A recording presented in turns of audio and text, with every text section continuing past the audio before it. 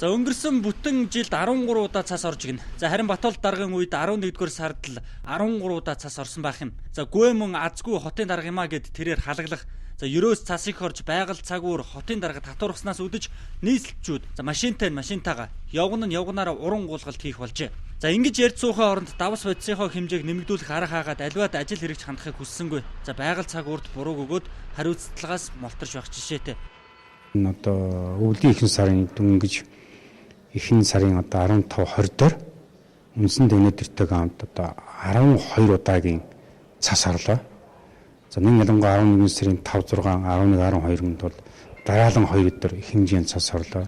За тэгвэл зам тээврийн дэд сайд нь ч мөн ялгаагүй. Цас их орсондоо холбон нийслэлийн халдваргааг тайлбарлаад өмнөх ажлаа сайжруулах бас өнгөрсөн рүүгээ бурууг өгөөд Twitter, Facebook-оор төрийн ажлаа хийцэн. За хит их ингэж улс төржүүл шилэн цогоо зам тээврийн сайд болсноос болж шилэн зам дээр бид талтрах болсон гэж эмэр бол хинч эмэрнэ. Хотын удирдлагын засгийн сайд нартай ижилхэн хотоо сонгогдсон их хурлын гишүүд хариуцлага бурууг иргэдэд өгцөн. За цас их орчход талтргаа гулгаатай байхад зуны дугуйтайгаа явааг жолооч нарт ундууцж байх юм а. Энэ Улаанбаатар хотод бүгдээрээ машин авна гараад ирж байна. Тэгээд тэр нь одоо зарим нь бол сайн унж чаддаггүй дөнгөж жолооны хурц төгссөн. Бараг одоо 100 жолооч болцсон өвөл ер нь машин барьж үзээчгүй хүмүүс явж штэ. Тэгээд ирээд мөргөлдчихдөг. Явж байгаа энэ техник хэрэгслийн дугуй халдсан байна. Зуны дугуйтай машин унж гарч ирчээ. Тэгээд зам бүглээ зогсчдөг.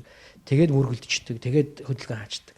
За иргэд олон түмэндээ бол болцсон боломжийг олгоод албан байгууллагуудыг дайчлаад 50 м биш ядаж нэг 100 м засаа өөрсдөө цэвэрлждэг болмоор байна штэ. Тэгэхгүй тэгэл одоо хот цэвэрлгээд байдаг. Хотынх нь болцоо боломж нь хүрдэггүй. Иргэд өөрсдөө сайхан гараа хомгичгаа чи хийх ёстойгоо суугаад байдаг. Ядаж хашааныхаа засыг ядаж одоо энэ өөрийнхөө орчны нэг 100 м засыг цэвэрлждэг байж бид нар бас нэг Улаанбаатар хотод хамтарч амьдрахгүй болвол ганцхан хотын даргын хийдэг ажил бас биш.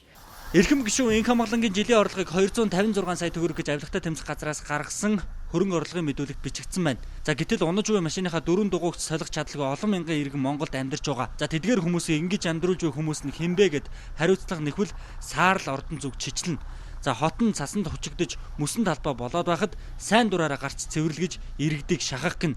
За цас цэвэрлүүлэх эрх нь иргэдэд байхаас хотын удирдлагуудад болоод эрхэм гишүүдэд байхгүй. Цэвэрлэх үүргээд цэвэрлүүлэх эрх гэж андуураад байна.